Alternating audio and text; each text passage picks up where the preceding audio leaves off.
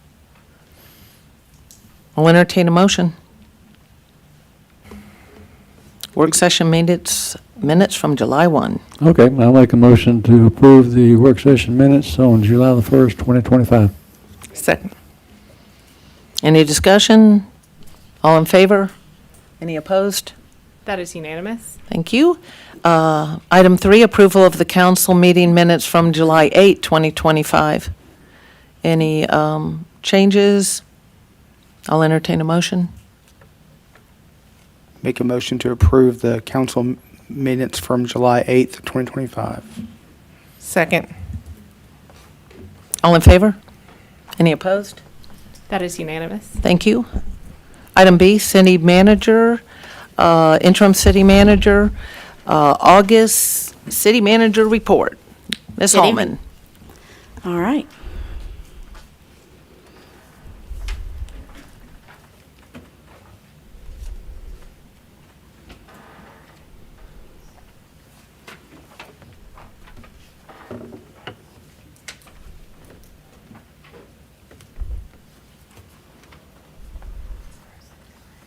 You know, it's going. It looks like it's, yeah.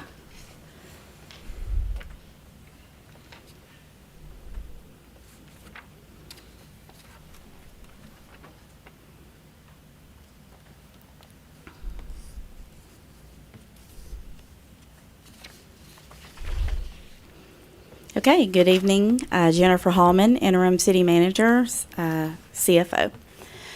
This is just a little bit more of a condensed version of last month's City Manager report.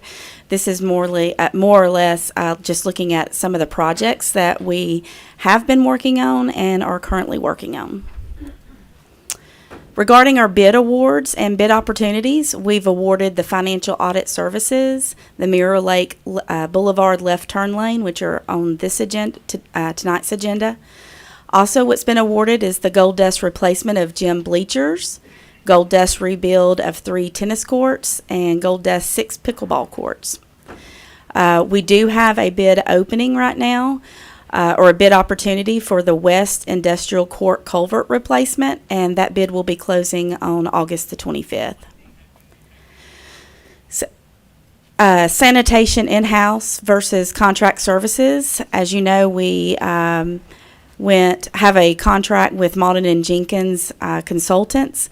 They sent us on August the 8th a draft feasibility report, and myself and staff will be meeting with the consultants on this Friday to discuss the reports and refine the data and assumptions.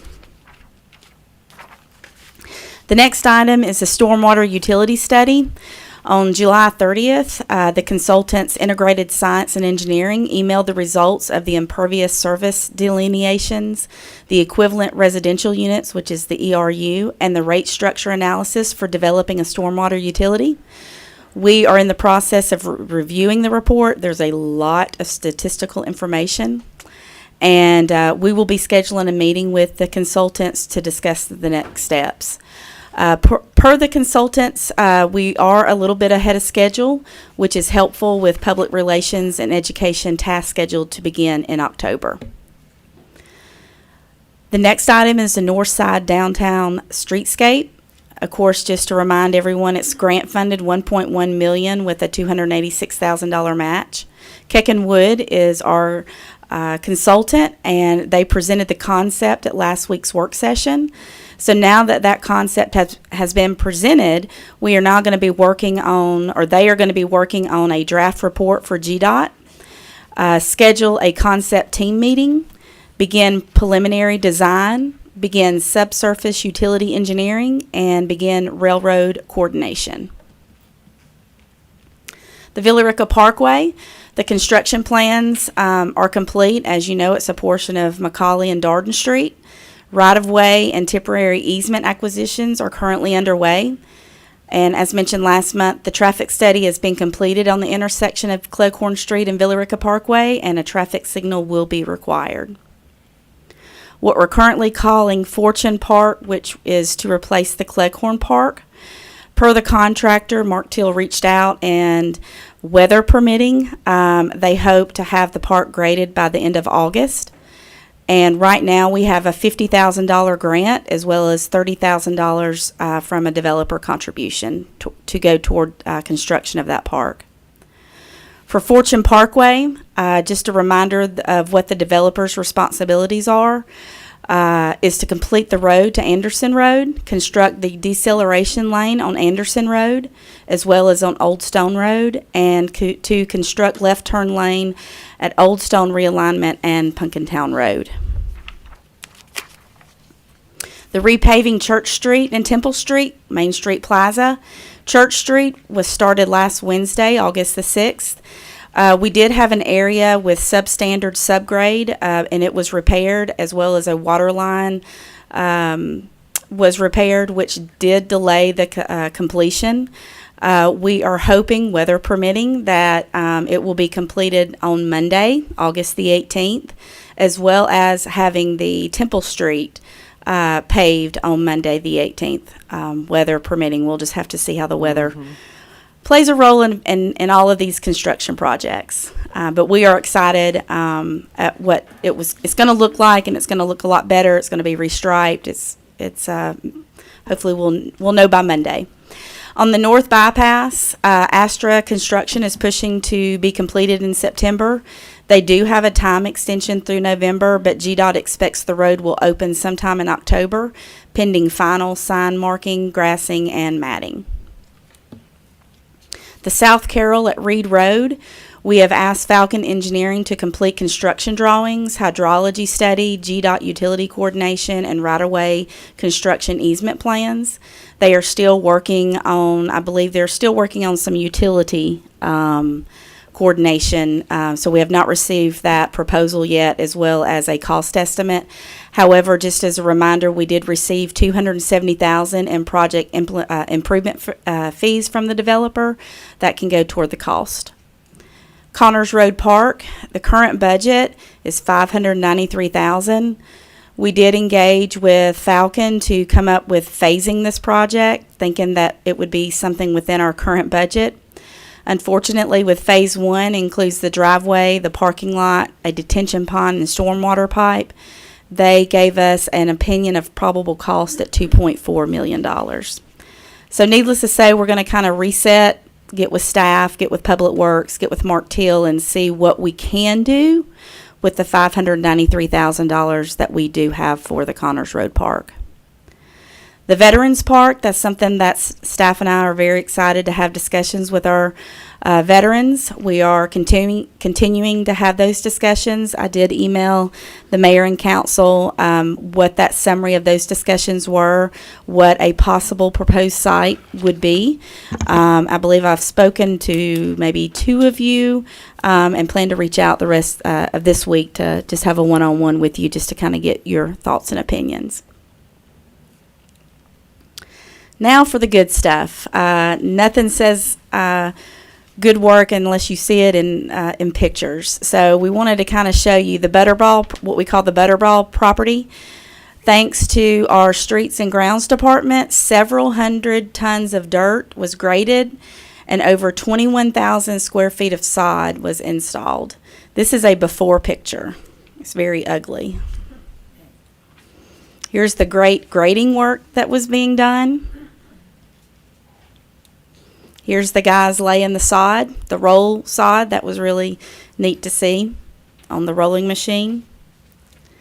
And then look at that, the after. Mm-hmm. There's the before. There's the after. So I really want to thank the staff, the money that we save for them to be able to do these projects, and not only do them, but do them professionally and to look as good as this. It's amazing. Another project is the downtown gym parking expansion, which will be 15 extra spaces. Again, the grounds department removed all the brush and a large tree. Footings were dug and poured last Friday, August the 8th, and poured walls should be completed by the end of the week of this Friday, August the 15th. That's our guys on the machines, tearing down the trees and the grub and getting it all ready. The next item that hopefully y'all have seen, because it is beautiful bridge, is the South Dogwood Street Bridge, all done in-house by staff. As y'all know, this was a hazard, and it's been a hazard for a little while, and they were able to get on the bridge and rebuild it all in-house. This is the beginning of it, and that is the completion. Again, a very, very beautiful bridge. The Gold Dust Pickleball Courts on July the 31st, we had the groundbreaking, had a great turnout. Had you can see on that left picture, that's a lot of the pickleball people. They were very excited, and we wanted them to join in our picture. And so we had a great groundbreaking, and we're very excited. And again, staff has worked, and they've completed the construction entrance and grading. Here's the construction entrance. Here's our guys grading for the pickleball courts. Here's another picture. Plan on having this done so that the contractor can come in probably mid-September to begin the construction, along with constructing the 3 tennis courts as well. Last but not least, I just wanted to put it one more time out there before the survey closes. As you know, a few weeks ago, we had the transportation open house for the Villa Rica Safety Action Plan. The project site is listed on our website along with the survey. We really want to encourage all the citizens to take the survey because it only helps us develop the action plan so we can implement safety items within our transportation. So you can scan the QR code or click the links on our website. We'll take you directly to explain what a safety action plan is and also allow you to take a survey. And that is it. Thank you. Question. Yes. On the Butterball property, did we install any kind of irrigation to keep that sod going? There is currently water being supplied to that property. Yes.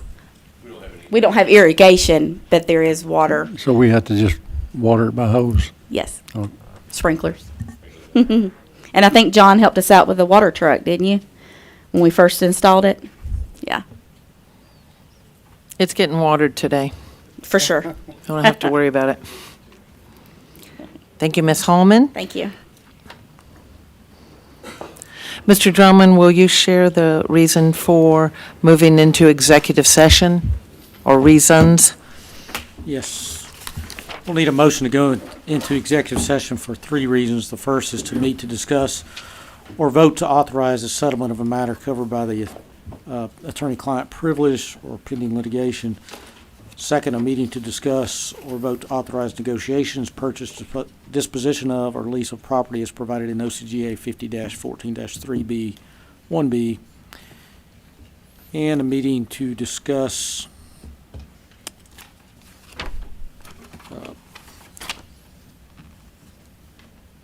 personnel matters. I'll make it motion. Second. All in favor?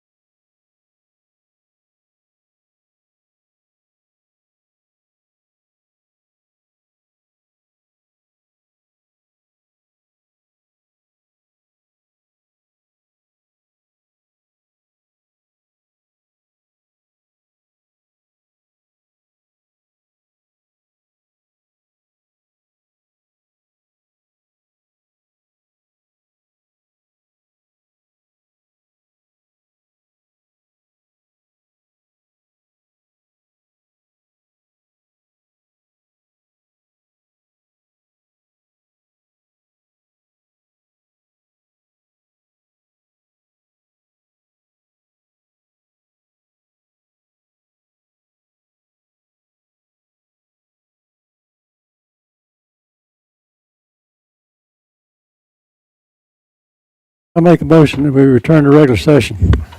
We have a motion and a second. All in favor Second. of returning into regular session? Thank you. Mr. Drummond? In executive session, we did, among other things, have a discussion regarding pending litigation. At this point, I would like to have a motion, and I'll just read the motion, to authorize the city attorney to enter into a settlement agreement in the Christner et al. Versus City of Villa Rica et al. Case number SUCV 2025000127, and to issue a zoning verification letter for parcels 1680090 and 1690120, verifying that the parcels are annexed into the City of Villa Rica and into the Avamore PUD with the additional zoning requirements of the Technology Park overlay with the following conditions. And these are the same conditions that council approved after the public hearings. Water utilization, sewer capacity, and conveyance must be approved by the city and agreed upon with the city in the form of a development agreement. Number 2, residential components of the entire PUD must be removed and all affected properties must adhere to the technology overlay district. A minimum of 100-foot buffer yard shall separate subject properties from all residential zoning. A 200-foot setback for data centers from all residential zoning. Generators and noise emitting devices and cooling systems will be screened. Structures will be built at least 2 feet above the base flood elevation of the property, and a traffic study will be conducted by the applicant. That's the motion. Goodness gracious. I'll make a motion. Second. All in favor? Any opposed? That is unanimous. We have nothing else, correct? I'll make a motion we adjourn. Second. All in favor?